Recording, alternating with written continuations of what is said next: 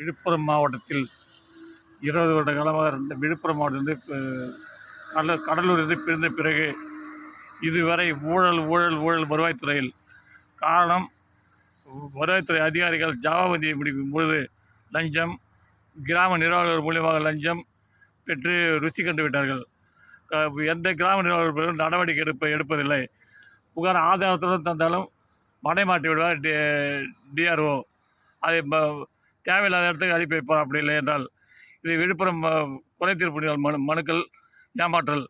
மேலும் எங்கெங்கு புறம்போக்கு உள்ளதோ அனைத்தும் இன்றும் கூடி வருகிறது. ஒரு நாளைக்கு 20 ஏக்கர் 30 ஏக்கர் ஒரு ஊரிலும். காரணம், கிராம நிர்வாகம் மூலியம் லஞ்சம் பெறுவதால். ஆக்கிரமிப்பை காலி பண்ணுவது என்று சொல்லி நீதிமன்றம் பல முறை எச்சரித்தும் இதுவரை ஆக்கிரமிப்பு கூடுகிறது. இதை அப்பொழுது நீதிமன்றத்துக்கு ஒரு 2 இடத்தை காலி செய்து கணக்கு காட்டுகிறார்கள். மேலும் கூடுகிறது. ஒவ்வொரு கிராமத்திலும் கால் குழி கரம்பு இல்லை. எங்கும் இன்று உழவு ஓட்டப்பட்டுள்ளது, சவுக்கை போடப்பட்டுள்ளது. சவுக்கை போட்டு அது சவுக்கை வெட்டும் போதும் கிராம நிர்வாகர்கள் லஞ்சம் பெறுகிறார்கள். அதேபோல் கலைமகள் சாப்பாடு எல்லாமும் இப்போ அந்த குழுக்கள் உறங்கிவிட்டன. இந்த குழுக்கள் கள்ள ஆதாயம் சவுக்கை போட்டு பணப்பயிர் செய்து அவர்களிடம் பெற்று டிஆர்ஓ உத்தரவு, இந்த நிலத்தை யாரும் வாங்கக்கூடாது, விற்கக்கூடாது உத்தரவு தான். ஆனால் இதே டிஆர்ஓ அந்த நிலத்தை ஆக்கிரமிப்பு சவுக்கை போடும்போது கிராம நிர்வாகம் தடுக்க தவறியவர் மீது நடவடிக்கை எடுப்பாரா? காரணம், கையூற்று கீழிருந்து மேல்வரை பாய்கிறது. எதிலும் ஊழல், தமிழகத்தில் எதிலும் லஞ்சம், ஜிஎஸ்டி ஏமாற்றல், வரி ஏமாற்றல், அர்த்த வருவாய் இழப்பு. இந்த அதிகாரிகளால் இந்த அதிகாரிகள் மீது முதல்வர் கவனம் செலுத்துவாரா அல்லது மத்திய அரசு கவனம் செலுத்துமா? ஜிஎஸ்டியை 3 மாதம் நிலுவையில் வைத்து வசூல் செய்யாமல் அதில் பேரை கூட்டி வைத்து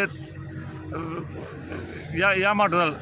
உதாரணம், நோபல் கம்பெனி உத்தரமேரூர், அதில் 1000 கோடி ஊழல். காரணம், இரும்பு காயலாங்கடையிலிருந்து இரும்பு எடுத்து சென்று போடுவர்களிடம் 3 வருடம் வாங்குவது. ஜிஎஸ்டி 50 லட்சம் நிற்கும். மேலும் வேறு ஒரு பேர் அதே கடைகள் அங்கே சப்ளை செய்வார்கள், அது நிற்கும். இது காட்டிய இடத்தை ஏன் பறிமுதல் செய்யக்கூடாது? இந்த பணத்தை வசூல் செய்ய வேண்டும் என்று அதிகாரிகளோ அமைச்சர்களோ ஏன் நடவடிக்கை எடுக்கக்கூடாது? இது மத்திய அரசுக்கு தெரியாதா? இவ்வளோ பாக்கி எப்படி இருக்கிறது என்று உளவுத்துறை என்ன செய்கிறது? தமிழகத்தில் மத்திய உளவுத்துறை, மாநில உளவுத்துறை என்ன செய்கிறது? லஞ்சம் பெறுவதை குறியாக அதிகாரிகள் அமர்ந்து விட்டார்கள். இதுக்கு உரிய நடவடிக்கை எடுப்பார்களா? மாவட்ட ஆட்சியர், விழுப்புரம், காஞ்சிபுரம், அனைத்து மாவட்ட ஆட்சியர்களும் இதில் உடனடியாக செயல்படுகிறார்கள். ஜிஎஸ்டி ஏமாற்றல், நிலங்கள் ஆக்கிரமிப்பு, நிலங்களை போலி பட்டா மாட்டி விடுவது, பத்திரப்பதிவத்தில் பவரை வைத்து ரிஜிஸ்டர் செய்து விடுவது, அது திரும்ப கேள்வி செய்தாலும் ஒரு ஃபார்மாலிட்டிக்கு வழக்கு கொடுத்து யாருக்கும் தண்டனை வாங்கி தருவதில்லை அரசாங்கம். இதனால் மேலும் மேலும் போலி பத்திரங்கள் உற்பத்தி ஆகிறது. இதுக்கு முழு காரணமும் கிராம நிர்வாகிகள் தான். கிராம நிர்வாகிகளும் பத்திரப்பதிவுத்துறையும் இதுவரை பத்திரப்பதிவாளர் மீது எந்த நடவடிக்கை எடுப்பதில்லை. மாவட்ட பதிவாளர் மடை மாற்றி விடுவது, அது நீதிமன்றத்தில் தடை வாங்கிவிடுவது, ஏமாற்றுவது. திரும்ப இதுவரை எந்த குற்றத்தை மாவட்ட பதிவாளர் தீர்த்துள்ளார்?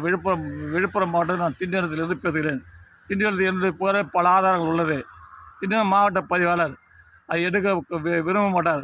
அந்த கோப்பு நிலுவையில் உள்ளது. மேலும் இதைப்போல் தவறு நடக்காமல் இருக்க உரிய நடவடிக்கை எடுக்கும் மத்திய அரசு.